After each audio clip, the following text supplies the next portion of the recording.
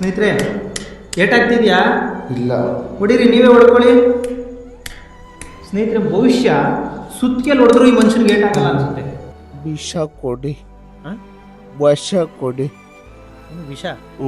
ವಿಷ ವಿಷ ಯಾಕೆ? ಇಲ್ಲ ಪ್ಲೀಸ್ ಕೊಡಿ ಸರ್. ವಿಷ ಕೊಡಿ ಅಂತ ನನ್ನ ಕೇಳ್ತಾ ಇದ್ದೀರಾ? ಅಯ್ಯೋ ದೇವ್ರೆ, ಅಂತ ಮಾತು ಕೇಳೋಕ್ಕೆ ನನಗೊಂಥರ ಆಗುತ್ತೆ ಇವರೇ. ನಿಜವಾಗ್ಲೂ ಹೇಳ್ತೀನಲ್ಲ ಸ್ನೇಹಿತರೆ, ಅವರು ಬಂದಿರೋ ಪರಿಸ್ಥಿತಿ ಮಾತ್ರ ನಮ್ಮ ತಾಯಣ್ಣೆ ನಮಗೆ ಬ್ಯಾಡ್ ಕಮೆಂಟ್ ಆಗ್ತಾರಲ್ಲ ಸ್ನೇಹಿತರು, ಅವ್ರಿಗೂ ಕೂಡ ಅಂಥ ಒಂದು ಸ್ಥಿತಿ ಬರಬಾರ್ದಪ್ಪ. ನಿಜವಾಗ್ಲೂ ನಾನು ಆ ಥರ ಬೇಡ್ಕೊಳ್ತೀನಿ ದೇವ್ರ ಹತ್ರ. ನೋಡಿ ಅಲ್ಲಿ ಏನು ಹೇಳೋದು ನಮಗಂತೂ ಅರ್ಥ ಆಗ್ತಾಯಿಲ್ಲ. ಮರ್ಮ ಅಂದರೆ ಇದನ್ನು ತೋರ್ಸೋದಕ್ಕೆ ಆಗ್ತಾಯಿಲ್ಲ ಅಷ್ಟೇ, ಕಣ್ಣಿಂದ ನೋಡಿದ್ರೆ ನೀವು ಅರ್ಥ ಮಾಡ್ಕೊಂಬಿಡಿ. ಮರ್ಮಾಂಗ ಕೂಡ ಇಷ್ಟು ದಪ್ಪ ಆಗೋಗ್ಬಿಟ್ಟಿದೆ. ಸೊ ಸ್ನೇಹಿತರೆ, ದಯವಿಟ್ಟು ಕೊನೆಯದಾಗಿ ಕೇಳ್ಕೊತಾ ಇದ್ದೀನಿ, ಈ ವಿಡಿಯೋ ಶೇರ್ ಮಾಡಿ ಅಷ್ಟೇ. ಸೊ ಇದಕ್ಕಿಂತ ಹೆಚ್ಚಾಗಿ ನಾನು ಏನೂ ಕೇಳ್ಕೊಳ್ಳೋಕ್ಕೆ ಇಷ್ಟಪಡಲ್ಲ.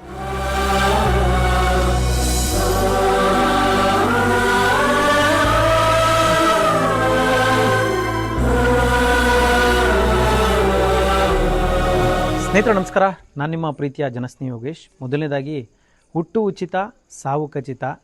ನಿಜವಾಗ್ಲೂ ಸಾವು ಕಣ್ಮುಂದೆ ಬಂದರೆ ಅದರ ಅನುಭವ ಹೇಗಿರುತ್ತೆ ಗೊತ್ತಾ? ನಿಜವಾಗ್ಲೂ ಈ ವಿಡಿಯೋನ ಕೊನೆವರೆಗೂ ನೋಡಿ ಸ್ನೇಹಿತರೆ. ಭಾಳ ಕಷ್ಟ ಆಗುತ್ತೆ ಈ ವಿಡಿಯೋ ನೋಡೋಕ್ಕೆ, ನಿಮಗೆ ಭಾಳ ಬೇಜಾರಾಗುತ್ತೆ. ನನಗಂತೂ ತುಂಬಾ ಬೇಜಾರಾಗ್ತಾ ಇದೆ. ನಿಜವಾಗ್ಲೂ ಮನುಷ್ಯನಿಗೆ ಈ ರೀತಿ ಒಂದು ದುರ್ಸ್ಥಿತಿ ಕಣ್ಣು ಮುಂದೆನೇ ಬಂದುಬಿಟ್ರೆ ಯಾವ ರೀತಿ ಇದನ್ನು ಸಾಲ್ವ್ ಮಾಡ್ಕೋಬೇಕಂತಲೇ ನನಗೆ ಅರ್ಥ ಆಗ್ತಾಯಿಲ್ಲ. ಪ್ರತಿಯೊಬ್ಬರು ಕೂಡ ಈ ವಿಡಿಯೋನ ಕೊನೆ ತನಕ ನೋಡಿ. ಎಷ್ಟೋ ಜನ ನಾನು ನಂದೇ ಅನ್ನೋ ದುರಾಂಕಾರದಲ್ಲಿ ಮೆರೆಯುವಂಥ ವ್ಯಕ್ತಿಗಳಿಗೆ ಒಂದು ಪಾಠ ಆಗಬೇಕು. ಈ ವಿಡಿಯೋನ ಕನಿಷ್ಠ ಪಕ್ಷ ಒಂದು 10 ಜನಕ್ಕೆ ಈ ವಿಡಿಯೋನ ಶೇರ್ ಮಾಡಬೇಕು. ಜೊತೆಗೆ ಆರೋಗ್ಯವೇ ಭಾಗ್ಯ ಅನ್ನೋದನ್ನು ನಾನು ಈ ಮುಖಾಂತರ ತಿಳಿಸೋದಕ್ಕೆ ಇಷ್ಟಪಡ್ತೀನಿ ಸ್ನೇಹಿತರೆ. ಕೋಟಿ ರೂಪಾಯಿ ದುಡ್ಡು ಇದೆಯಾ, ಆಸ್ತಿ ಇದೆಯಾ, ಅಂತಸ್ತು ಇದೆಯಾ ಅನ್ನೋದಕ್ಕಿಂತ ಮುಖ್ಯವಾಗಿ ಆರೋಗ್ಯ ಇದೆಯಾ ಅನ್ನೋದು ಭಾಳ ಮುಖ್ಯ ಆಗುತ್ತೆ ಸ್ನೇಹಿತರೆ. ಯಾಕೆ ಈ ಮಾತು ಹೇಳ್ತಾ ಇದ್ದೀನಿ ಗೊತ್ತಾಗಬೇಕಾ ನಿಮಗೆ? ಈ ವಿಡಿಯೋನ ಕೊನೆ ತನಕ ನೋಡಿ. ನಿಜವಾಗ್ಲೂ ಹೇಳ್ತೀನಲ್ಲ ಸ್ನೇಹಿತರೆ, ಅವ್ರಿಗೆ ಬಂದಿರೋ ಪರಿಸ್ಥಿತಿ ಮಾತ್ರ ನಮ್ಮ ತಾಯಣ್ಣೆ ನಮಗೆ ಬ್ಯಾಡ್ ಕಮೆಂಟ್ ಆಗ್ತಾರಲ್ಲ ಸ್ನೇಹಿತರು, ಅವ್ರಿಗೂ ಕೂಡ ಅಂಥ ಒಂದು ದುರ್ಸ್ಥಿತಿ ಬರಬಾರ್ದಪ್ಪ. ನಿಜವಾಗ್ಲೂ ನಾನು ಆ ಥರ ಬೇಡ್ಕೊಳ್ತೀನಿ ದೇವ್ರ ಹತ್ರ. ಬನ್ನಿ, ಅವ್ರು ಯಾರು, ಏನಾಗಿದೆ, ಅವರ ಪರಿಸ್ಥಿತಿ ಏನು? ಮನುಷ್ಯನ ಜನ್ಮ ಇಷ್ಟೇನಾ? ಸೋತಿರೋ ಅನುಭವ ಪ್ರತಿಯೊಬ್ಬರಿಗೂ ಆಗಿರುತ್ತೆ ಲೈಫಲ್ಲಿ.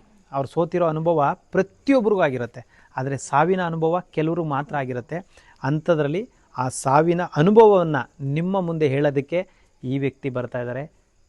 ಅವರ ಸಾವಿನ ಕತೆ, ಅವರ ನೋವಿನ ಕತೆ, ಅವರ ಜೀವನದ ಒಂದು ಕಟ್ಟ ಕಡೆಯ ಕಣ್ಣೀರಿನ ಕಥೆಯನ್ನು ನಾನು ನಿಮ್ಮ ಮುಂದೆ ಹೇಳೋದಕ್ಕೆ ಹೊರಟಿದ್ದೀನಿ. ಬನ್ನಿ, ಎಲ್ರಿಗೂ ಒಳ್ಳೆಯದಾಗಲಿ. ಈ ವಿಡಿಯೋನ ತಪ್ಪದೆ ನೋಡಬೇಕು ನೀವು. ಇದು ನೋಡಿ ಕೂಡ ನಾವು ಅರ್ಥ ಮಾಡ್ಕೊಳ್ಳದೆ ಹೋದರೆ ಈ ಭೂಮಿ ಮೇಲೆ ಬದುಕೋಕ್ಕೂ ನಾವು ಅರ್ಹರಲ್ಲ ಅಂತ ಹೇಳ್ಬೋದಷ್ಟೇ. ನನಗಂತೂ ಭಾಳ ಬೇಜಾರಾಗಿದೆ. ನೋಡೋಣ ಬನ್ನಿ ಸ್ನೇಹಿತರೆ. ಮನುಷ್ಯನ ಜೀವನ ನೀರಿನ ಮೇಲೆ ಗುಳ್ಳೆ ಥರ. ಇದನ್ನು ಚೆನ್ನಾಗಿ ಅರ್ಥ ಮಾಡ್ಕೊಳ್ಳಿ ಸ್ನೇಹಿತರೆ. ನೀರಿನ ಮೇಲೆ ಗುಳ್ಳೆ ಎಷ್ಟೊತ್ತಿರುತ್ತೆ, ಅದರ ಆಯಸ್ಸು ಎಷ್ಟು ಅನ್ನೋದನ್ನು ಯಾರು ಕೂಡ ಇದುವರೆಗೂ ಕಂಡುಹಿಡಿಯೋದಕ್ಕೆ ಸಾಧ್ಯ ಆಗಿಲ್ಲ. ಹಾಗೆ ಮನುಷ್ಯನ ಜೀವನೂ ಅಷ್ಟೇ. ಎಲ್ಲಿವರೆಗೂ ಶಾಶ್ವತ, ಎಷ್ಟು ದಿನ ಬದುಕ್ತೀವಿ, ಏನಕ್ಕಾಗಿ ಬದುಕಿದ್ದೀವಿ, ಯಾವ ವಿಚಾರನೂ ಗೊತ್ತಾಗಲ್ಲ. ದೇವ್ರಿಗೆ ಒಂದಿನ ಬೇಜಾರಾಯಿತು ಅಂದರೆ ಬಾಪ ನನ್ನ ಜೊತೆಯಲ್ಲಿ ಅಂತ ಕರ್ಕೊಂಡು ಹೋಗ್ತಾ ಇರ್ತಾನೆ. ಬನ್ನಿ ನೋಡೋಣ. ನಿಜವಾಗ್ಲೂ ಭಾಳ ಬೇಜಾರಿನ ವಿಡಿಯೋ ಇದು. ಯಾಕೆ ಈ ವಿಡಿಯೋಗಳನ್ನ ಮಾಡಿ ನಿಮಗೆ ತೋರಿಸ್ತಾ ಇದ್ದೀನಿ ಅಂದರೆ ಅರ್ಥ ಮಾಡ್ಕೊಳ್ಳಿ ಅಂತ. ನೀವು ಅರ್ಥ ಮಾಡ್ಕೊಳ್ಳೋದು ಬಿಡೋದು ಅದು ನಿಮಗೆ ಬಿಟ್ಟಿದ್ದು.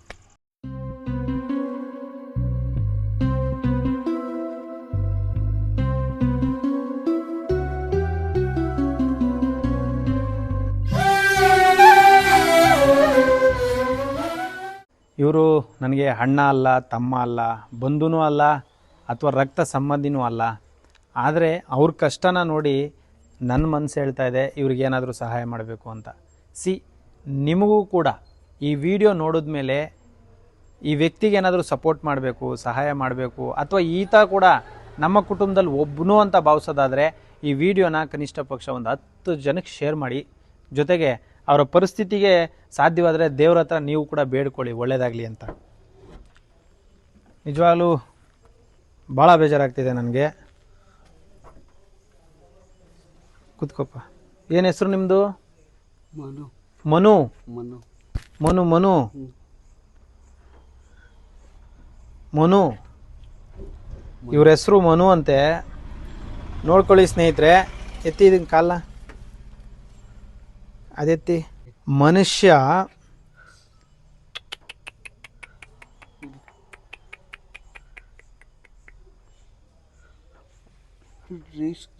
ರೀಸಸ್ಗೆ ಹೋಗೋಕ್ಕಾಗಲ್ಲ. ಎಷ್ಟು ದಪ್ಪ ಆಗಿದೆ ಅದು? ಇಷ್ಟು ದಪ್ಪ, ಇಷ್ಟು ದಪ್ಪ ಆಗಿದೆ. ಎಲ್ಲರೂ ದೊಡ್ಡವ್ರು ಹೇಳ್ತಾರೆ ಸ್ನೇಹಿತರೆ, ಮನುಷ್ಯ ಸತ್ತ ಮೇಲೆ ನರ್ಕಕ್ಕೆ ಹೋಗಿ ಆತನನ್ನು ಯಮ ಬಂದ್ಬಿಟ್ಟು ಆತನಿಗೆ ಕೊಡಬಾರ್ದ ಚಿತ್ರಹಿಂಸೆ ಕೊಟ್ಟು ಆತ ಮಾಡಿದಂಥ ಪಾಪಕ್ಕೆ ಶಿಕ್ಷೆ ಆಗುತ್ತೆ ಅಂತ. ಅದ್ರ ಬಗ್ಗೆ ನನಗೆ ಗೊತ್ತಿಲ್ಲ ಸ್ನೇಹಿತರೆ. ಆದರೆ ಮನುಷ್ಯ ಬದುಕಿರುವಾಗಲೇ ನಾನು ನೋಡ್ತಾ ಇದ್ದೀನಿ, ನಿಮಗೆ ತೋರಿಸ್ತಾ ಇದ್ದೀನಿ. ಇಳಿರಿ ಸ್ವಲ್ಪ ಕೆಳಗಿಳಿರಿ ಸ್ನೇಹಿತರೆ. ಅಯ್ಯೋ ಅಯ್ಯೋ ಅಯ್ಯೋ ಅಯ್ಯೋ ಅಯ್ಯೋ ಅಯ್ಯೋ ಸ್ನೇಹಿತರೆ, ಈ ಮನುಷ್ಯ ಬದುಕಿದ್ದಾರೆ ಆಯಿತಾ. ನಾನು ಯಾಕೆ ಈ ಮಾತು ಹೇಳ್ತೀನಿ, ಈ ಮನುಷ್ಯ ಬದುಕಿದ್ದಾರೆ. ಸೊ ಸತ್ತ ಮೇಲೆ ಅಲ್ಲೆಲ್ಲೋ ಯಮ ಕರ್ಕೊಂಡೋಗಿ ಆತ ಮಾಡಿದಂಥ ಪಾಪಕ್ಕೆ ಶಿಕ್ಷೆಗೆ ಗುರಿಪಡಿಸ್ತಾನೆ ಅನ್ನೋದನ್ನ ಕೇಳಿದ್ದೀವಿ. ಆದರೆ ಬದುಕಿರುವಾಗಲೇ ನರಕ ದರ್ಶನ ಮಾಡ್ತಿದ್ದಾರೆ ಈ ವ್ಯಕ್ತಿ. ನರಕ ದರ್ಶನ, ನಿಜವಾಗ್ಲೂ ಹೇಳ್ತಿದ್ದೀನಲ್ಲ. ಯಾವ ತಪ್ಪಿಗೆ ಈ ಶಿಕ್ಷೆ ಅನುಭವಿಸ್ತಿದ್ದಾರೋ ನನಗಂತೂ ಗೊತ್ತಿಲ್ಲ. ಆದರೆ ನಿಜವಾಗ್ಲೂ ಒಬ್ಬ ಮನುಷ್ಯನಿಗೆ ಈ ಥರ ದುರ್ಸ್ಥಿತಿ ಬಂದ್ಬಿಟ್ರೆ ಹೆಂಗ್ ಸ್ವಾಮಿ ಬದುಕೋದು? ಇದನ್ನು ನಾವು ಜಸ್ಟ್ ಇಮ್ಯಾಜ್ ಮಾಡ್ಕೊಳ್ಳೋಕ್ಕೂ ಆಗಲ್ಲ ಸ್ನೇಹಿತರೆ. ಒಂದು ದಿನ ಈ ಥರ ಸ್ಥಿತಿಲಿ ನಾವು ಬದುಕೋಕ್ಕಾಗಲ್ಲ. ನಿಜವಾಗ್ಲೂ ಭಾಳ ಬೇಜಾರಾಗ್ತಿದೆ. ಬನ್ನಿ ಕೂತ್ಕೊಳ್ಳಿ. ನಾನು ಒಂದು ಮೊದಲೇ ಹೇಳ್ದಾಗೆ, ಈ ವ್ಯಕ್ತಿ ಊರು ಯಾವುದು, ಕುಲ ಯಾವುದು, ಗೋತ್ರ ಯಾವುದು, ಯಾವ ತಾಯಿ ಎತ್ತು ಮಗ, ನನಗೇನೂ ಗೊತ್ತಿಲ್ಲ. ನನಗೆ ಇವರು ನೋಡಿದ್ಮೇಲೆ ಒಂದೇ ಒಂದು ಕಾಣ್ತಾ ಇದೆ, ಒಂದೇ ಒಂದು ಹೇಳಬೇಕು ಅನ್ನಿಸ್ತಾ ಇದೆ. ಮಾನವೀಯತೆ ಅನ್ನೋದು ನನ್ನ ಕಣ್ಣಿಗೆ ಕಾಣ್ತಾ ಇದೆ. ಮನುಷ್ಯತ್ವ ಅನ್ನೋದು ನನ್ನನ್ನು ಏನಾದರೂ ಈ ವ್ಯಕ್ತಿಗೆ ಸಹಾಯ ಮಾಡು ಅಂತ ಹೇಳ್ತಾ ಇದೆ. ಅಣ್ಣ ನಮಸ್ಕಾರ. ಯಾವ ಊರು? ಮಂಡ್ಯ. ಏನಿದು ನಿಮ್ಮ ಪರಿಸ್ಥಿತಿ? ಸ್ಟ್ರೋಕು, BP, ಹೊಟ್ಟೆ, ಮಂಡಿ. ಸ್ನೇಹಿತರೆ, ಏಟಾಗ್ತಿದ್ಯಾ? ಇಲ್ಲ. ಹೊಡೀರಿ, ನೀವೇ ಹೊಡ್ಕೊಳ್ಳಿ ಸ್ನೇಹಿತರೆ. ಭವಿಷ್ಯ ಸುತ್ತಿಗೆಲ್ಲಿ ಹೊಡೆದ್ರು ಈ ಮನುಷ್ಯನಿಗೆ ಏಟಾಗಲ್ಲ ಅನ್ಸುತ್ತೆ. ಏಟಾಯ್ತಾ? ತಪ್ಪು ತಿಳ್ಕೊಬೇಡಿ. ಇಲ್ಲ. ಏಟಾಯ್ತಾ? ಇಲ್ಲ. ನೋಡ್ರಪ್ಪ, ಇಲ್ಲಿ ಬ್ಲಡ್ ಸರ್ಕ್ಯುಲೇಷನ್ ಇಲ್ಲ ಸ್ನೇಹಿತರೆ. ಆದಮೇಲೆ ಪ್ರೈವೇಟ್ ಪಾರ್ಟು ಕೂಡ ಇಷ್ಟು ದಪ್ಪ ಆಗ್ಬಿಟ್ಟಿದೆ. ಯಾಕೆ ಏನಪ್ಪ ಯೋಗೇಶು ಇವ್ರನ್ನ ಕೂರಿಸ್ಕೊಂಡು ವಿಡಿಯೋ ಮಾಡಿಕೊಂಡು ಏನಪ್ಪ ಒಳ್ಳೆ ಬಿಲ್ಡಪ್ಪು, ಆಮೇಲೆ ಸೋಷಿಯಲ್ ಮೀಡಿಯಾಗೆ ಹಾಕಿ ಸಿಂಪತಿ, ಆಮೇಲೆ ಇವ್ರನ್ನ ತೋರಿಸ್ಬೇಕಾಗಿತ್ತಾ ಅಂತ ನೀವು ಕೇಳ್ಬೋದು. ನಾನು ಯಾಕೆ ಈ ವಿಡಿಯೋ ಮಾಡ್ತಿದ್ದೀನಿ ಅಂದರೆ, ಇವತ್ತೇನೋ ಅವ್ರ ಕಷ್ಟ, ರೋಡಲ್ಲಿ ಮಲಗಿದ್ದಾರೆ, ನನಗೆ ಮನುಷ್ಯತ್ವ ಅನ್ನೋದು ನನ್ನ ಮನಸ್ಸಲ್ಲಿತ್ತು. ಅದಕ್ಕಾಗಿ ಅವರನ್ನು ರಕ್ಷಣೆ ಮಾಡಿ ನಾನು ಕರ್ಕೊಂಡು ಬಂದಿದ್ದೀನಿ. ಭವಿಷ್ಯ ಅವ್ರಿಗೆ ಏನಾದರೂ ಹೆಚ್ಚಿಗೆ ಕಮ್ಮಿಯಾಗಿ ಡೆತ್ಗಿತ್ತ ಆಗಿಬಿಟ್ರೆ, ಆಗೋದು ಬೇಡ, ಅವ್ರು ಚೆನ್ನಾಗಿರಲಿ. ಆದರೆ ಅವರ ಪರಿಸ್ಥಿತಿ ಹೇಗಿತ್ತು, ಹೇಗೆ ಬಂದರು ಅನ್ನೋದು ಸಮಾಜಕ್ಕೆ ಗೊತ್ತಿರಬೇಕಲ್ಲ. ಆ ಕಾರಣಕ್ಕೆ ಈ ವಿಡಿಯೋ ಮಾಡ್ತಾಯಿದ್ದೀನಿ. ಅಣ್ಣ, ಯಾವ ಊರು ತಮ್ಮದು? ಮಂಡ್ಯ. ಏನು ಹೆಸರು ನಿಮ್ಮದು? ಮನು. ವಯಸ್ಸೆಷ್ಟು? ವಯಸ್ಸು 30 ವರ್ಷ. ಅಪ್ಪ ಅಮ್ಮ ಇಲ್ಲ. ಅಕ್ಕ ತಂಗಿ? ಅಕ್ಕ ತಂಗಿ ಇದ್ದಾರೆ. ಅಣ್ಣ ತಮ್ಮ ಇಲ್ಲ. ಅಣ್ಣ ತಮ್ಮ ಇಲ್ಲ. ಫ್ರೆಂಡ್ಸು, ಸ್ನೇಹಿತರು ಇಲ್ಲ. ಈ ಥರ ಆದ್ಮೇಲೆ ಯಾರು ಇರಲ್ಲ. ಇಲ್ಲ. ಕರೆಕ್ಟಾ? ದುಡ್ಡಿದ್ದಾಗ ಪಾರ್ಟಿ ಮಾಡುವಾಗ 100 ಜನ ಫ್ರೆಂಡ್ಸು. ಅಂದರೆ ಸಾಯ್ತಿದೀವಿ ಅಂದರೆ ಬಾಯಿಗೆ ನೀರು ಬಿಡೋಕ್ಕೂ ಒಬ್ಬರು ಬರಲ್ಲ. ಆದರೂ ನಿಮ್ಗೆ ಕೇಳ್ತೀನಿ, ಎಷ್ಟು ಜನ ಫ್ರೆಂಡ್ಸ್ ಇದ್ರು ನಿಮಗೆ? 5 ಜನ ಫ್ರೆಂಡ್ಸ್. ಯಾಕೆ ಬರಲಿಲ್ಲ ಯಾರೂ? ಸ್ಟ್ರೋಕು. ಹಾಂ, ಅಲ್ಲ ಈಗ ನೀವು ನೆಂಟ್ರು ಮನೇಲಿ ಯಾರ ಮನೇಲಿ ಇರ್ಬೋದಿತ್ತಲ್ಲ, ಯಾಕೆ ಬಸ್ ಸ್ಟಾಪಲ್ಲಿ ಮಲಗ್ತಾ ಇದ್ದೀರಾ? ಇಲ್ಲ. ಹೋಗು ಮನೆಯಿಂದ. ಹೋಗು ಮನೆಯಿಂದ. ಓ, ಮನೆಯಿಂದ ಹೋಗು ಅಂತಾರೆ. ಯಾಕೆ? ಸ್ಟ್ರೋಕು, ದುಡಿಯೋಕ್ಕಾಗಲ್ಲ, ಕೂತ್ಕೊಂಡು ತಿನ್ಬೇಕು, ಹೊಟ್ಟೆ, ಮಂಡಿ.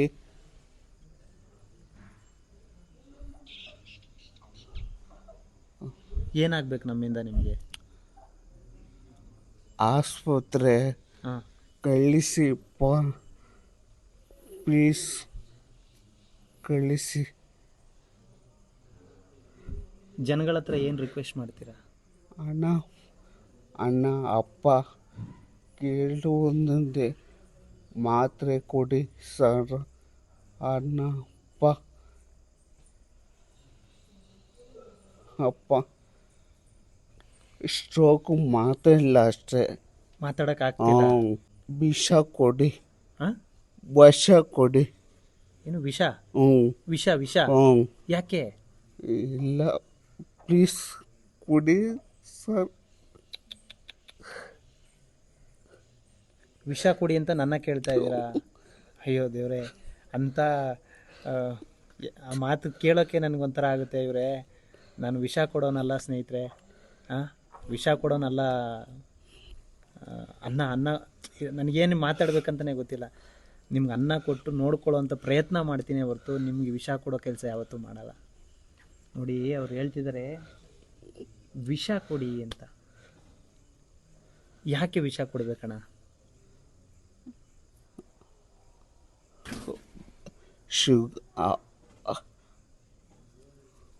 ಮಾತ್ರೆ ಇಲ್ಲ. ಮಾತ್ರೆ ವಿಷ ತಗೊಂಡ್ರೆ ಏನಾಗುತ್ತೆ? ಸತ್ತೋಗ್ಬಿಡ್ತೀರಾ?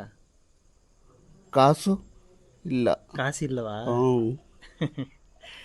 ಈ ಜಗತ್ತಲ್ಲಿ ಕಾಸಿದ್ರೆ ಎಲ್ಲರೂ ಬೆಲೆ ಕೊಡ್ತಾರೆ ಇವರು, ಇಲ್ಲಾಂದ್ರೆ ಯಾರು ಬೆಲೆ ಕೊಡಲ್ಲ. ನನಗೆ ನೀವು ವಿಷ ಕೊಡಿ ಅಂತ ಕೇಳಿದ್ರಿ, ನನಗೆ ಏನು ರಿಪ್ಲೈ ಮಾತಾಡ್ಬೇಕಂತಲೇ ಮಾತು ಬರ್ತಾ ಇಲ್ಲ. ಸ್ನೇಹಿತರೆ, ಈ ವ್ಯಕ್ತಿದು ಪರಿಸ್ಥಿತಿನ ನಾನು ಜಾಸ್ತಿ ಏನು ಹೇಳಬೇಕಾಗಿಲ್ಲ. ನೋಡಿದ್ರೆ ನಿಮ್ಗೆ ಅರ್ಥ ಆಗ್ತಿರ್ಬೋದು. ನಿಜವಾಗ್ಲೂ ಅವ್ರು ಯಾರು ಅಂತ ನನಗೆ ಗೊತ್ತಿಲ್ಲ. ಯಾವ ತಾಯಿ ಎತ್ತು ಮಗನೂ ಅದು ನನಗೆ ಗೊತ್ತಿಲ್ಲ. ನಿಜವಾಗ್ಲೂ ಹೇಳ್ತಾ ಇದ್ದೀನಲ್ಲ, ನನಗೆ ಒಂಚೂರು ವಿಷ ಕೊಟ್ಬಿಡಿ, ಕುಡಿದ್ಬಿಡ್ತೀನಿ. ಯಾಕಂತ ಹೇಳಿದ್ರೆ ನನಗೆ ಈ ನೋವನ್ನ ತಡ್ಕೊಳಕ್ಕೆ ಆಗ್ತಿಲ್ಲ. ನನಗೆ ಮಾತ್ರೆ ಕೊಡಿಸೋರಿಲ್ಲ, ಊಟ ಕೊಡೋರಿಲ್ಲ, ಮಲ್ಗಕ್ಕೆ ಜಾಗ ಇಲ್ಲ ಅನ್ನೋದು ಅವ್ರ ಮಾತು. ಯಾಕಂದ್ರೆ ಅವ್ರಿಗೆ ಹೇಳಕ್ಕೆ ಆಗ್ತಿಲ್ಲ. ಕರೆಕ್ಟಾ? ಹಾಂ? ನಮ್ಮ ಆಶ್ರಮದ ಬಗ್ಗೆ ಹೆಂಗೆ ಗೊತ್ತಾಯ್ತು ನಿಮಗೆ? ನೋಡ್ತಾ ಇದ್ರಾ ನೀವು ವಿಡಿಯೋ? ಸೊ ಇವರು ನಮ್ಮ ವಿಡಿಯೋನ ನೋಡ್ತಾ ಇದ್ರಂತೆ. ಹಾಗಾಗಿ ಯಾರೋ ಪಬ್ಲಿಕ್ಕಿಗೆ ನಂಬರ್ ಕೊಟ್ಟು ಕಾಲ್ ಮಾಡಿಸಿದ್ದಾರೆ. ಸೊ ಹಾಗಾಗಿ ಇವರನ್ನು ರೆಸ್ಕ್ಯೂ ಮಾಡ್ಕೊಂಡು ಕರ್ಕೊಂಡು ಬಂದಿದ್ದೀವಿ. ಏನು ಹೇಳಕ್ಕೆ ಇಷ್ಟಪಡ್ತೀರಾ ಜನಗಳಿಗೆ? ನೀವು ನನಗೆ ಯಾಕೆ ಅಂದರೆ ಬೇರೆ ವಿಧಿ ಇಲ್ಲ ನನಗೆ ನಿಮ್ಮನ್ನ ಇಟ್ಟಿಲ್ಲಿ ನೋಡ್ಕೊಳ್ಳೋದಕ್ಕಷ್ಟೇ ಶಕ್ತಿ ಇರೋದು. ನಿಮ್ಮನ್ನ ಪರಿಪೂರ್ಣವಾಗಿ ಗುಣಪಡಿಸುವಂಥ ಶಕ್ತಿ ನನ್ನಲ್ಲಿಲ್ಲ. ಸೊ ಏನು ಹೇಳಕ್ಕೆ ಇಷ್ಟಪಡ್ತೀರಾ? ಪ್ಲೀಸ್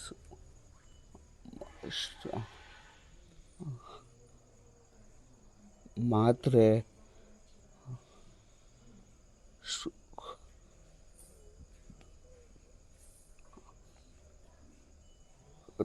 ಹಾಸ್ಪಿಟ್ಲು ಕೊಡಿ.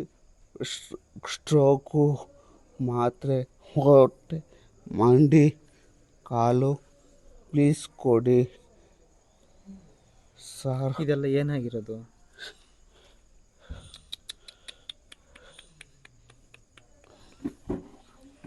ಅಯ್ಯೋ ದೇವ್ರೇ. ಅಣ್ಣ, ನಿಂಗೆ ನಿಜವಾಗ್ಲೂ ಫ್ಯಾಮಿಲಿ ಯಾರೂ ಇಲ್ವಾ ಅಣ್ಣ? ಇಲ್ಲ. ಅಲ್ಲ, ಇದ್ರೆ ಹೇಳೋಣ, ಕರೆಸ್ತೀನಿ. ಇಲ್ಲ. ಸುಳ್ಳು ಹೇಳ್ಬೇಡ ಅಣ್ಣ. ಇಲ್ಲ. ಮತ್ತು ಊಟ ತಿಂಡಿಗೆ ಏನಣ್ಣ ಮಾಡ್ತಿದ್ದೆ ನೀನು? ಹೋಟ್ಲು. ಯಾರು ಕೊಡ್ತಿದ್ರು ದುಡ್ಡು?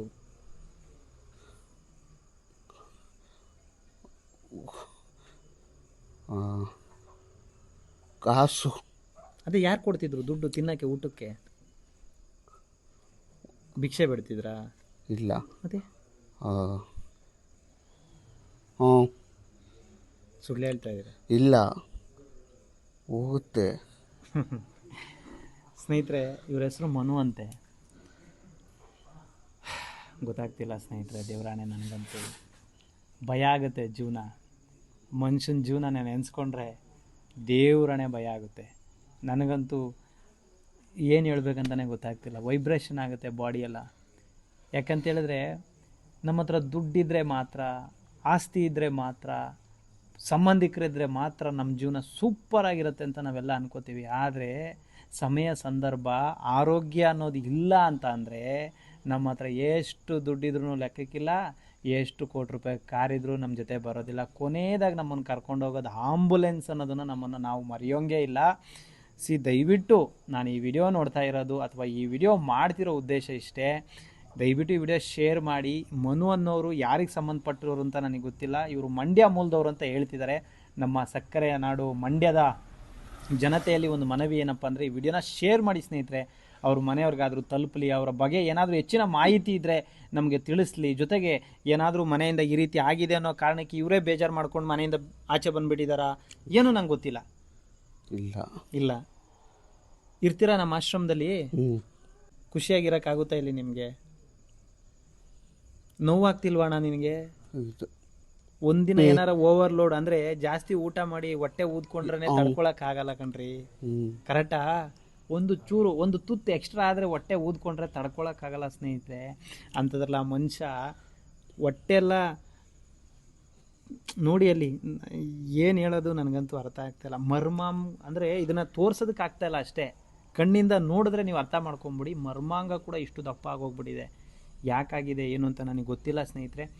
ದಯವಿಟ್ಟು ಈ ವಿಡಿಯೋ ಶೇರ್ ಮಾಡಿ, ಆದಷ್ಟು ಈ ವಿಡಿಯೋ ಶೇರ್ ಮಾಡಿ. ನಿಮ್ಮ ಕೈಲಾದಂಥ ಸಪೋರ್ಟು, ಸಹಾಯ, ಸಹಕಾರ ಕೇವಲ ಇಂಥ ವ್ಯಕ್ತಿಗಳನ್ನು ಭೇಟಿಯಾಗಿ, ಫಸ್ಟು ಏನಾಗಿದೆ ಅವ್ರಿಗೆ, ಯಾಕೆ ಈ ಥರ ಆಗಿದೆ ಅನ್ನೋದನ್ನು ನೇರವಾಗಿ ಬಂದು ಭೇಟಿಯಾಗಿ. ಕೇವಲ 1 ರೂಪಾಯಿ ನೀವು ಕೊಡೋದ್ರಿಂದ ಎಷ್ಟೋ ಜನರ ಈ ರೀತಿ ಇರ್ತಕ್ಕಂಥ ವ್ಯಕ್ತಿಗಳ ಜೀವ ಉಳಿಸೋದಕ್ಕೊಂದು ಶಕ್ತಿ ಬರುತ್ತೆ.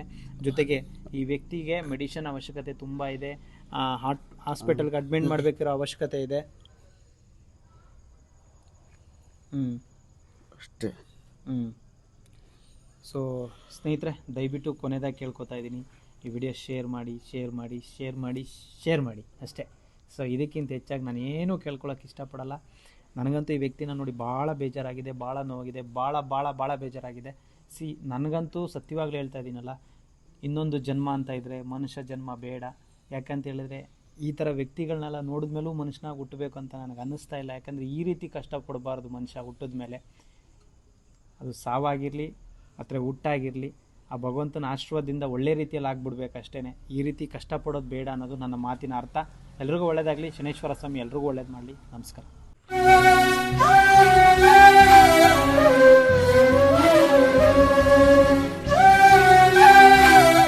ಕೊನೆಯದಾಗಿ ನಾನೇನು ಹೇಳ್ಬೋದು ಅಂದರೆ, ಯಾರು ಇಲ್ದವ್ರಿಗೆ ಇಲ್ಲೊಬ್ರು ಇದ್ದಾರೆ ಕಾಯೋದಕ್ಕೆ, ಕಾಪಾಡೋದಕ್ಕೆ, ಶನೇಶ್ವರ ಸ್ವಾಮಿಯವರು. ಸೊ ಕರ್ನಾಟಕದ ಜನರಲ್ಲಿ ಒಂದು ಮನವಿ ಏನಪ್ಪ ಅಂದರೆ, ಇಂಥ ವ್ಯಕ್ತಿಗಳಿಗೆ ಸಪೋರ್ಟ್ ಮಾಡಿ. ಬಾಳಿ ಬದುಕಬೇಕಾದಂಥ ವಯಸ್ಸು, ಇನ್ನೂ ಚೆನ್ನಾಗಿರಬೇಕಾದಂಥ ವಯಸ್ಸು 30 ವರ್ಷ. 30 ವರ್ಷಕ್ಕೆ ಒಂದು 100 ವರ್ಷದ ಕಷ್ಟ ಅನುಭವಿಸ್ತಿದ್ದಾರೆ ಈ ಮನುಷ್ಯ ನಿಜವಾಗ್ಲೂ. ಸೊ ದಯವಿಟ್ಟು ವಿಡಿಯೋ ಶೇರ್ ಮಾಡಿ, ಸಪೋರ್ಟ್ ಮಾಡಿ. ಎಲ್ರಿಗೂ ಒಳ್ಳೆಯದಾಗಲಿ. ಶನೇಶ್ವರ ಸ್ವಾಮಿ ಎಲ್ರಿಗೂ ಒಳ್ಳೇದು ಮಾಡಲಿ. ನಮಸ್ಕಾರ. ಒಳ್ಳೆಯದಾಗತ್ತೆ, ಆರಾಮಾಗಿರಿ. ನೋಡೋಣ, ನನ್ನ ಪ್ರಯತ್ನ ನಾನು ಪಡ್ತೀನಿ. ದೇವ್ರು ಒಳ್ಳೇದು ಮಾಡಲಿ. ನಮಸ್ಕಾರ.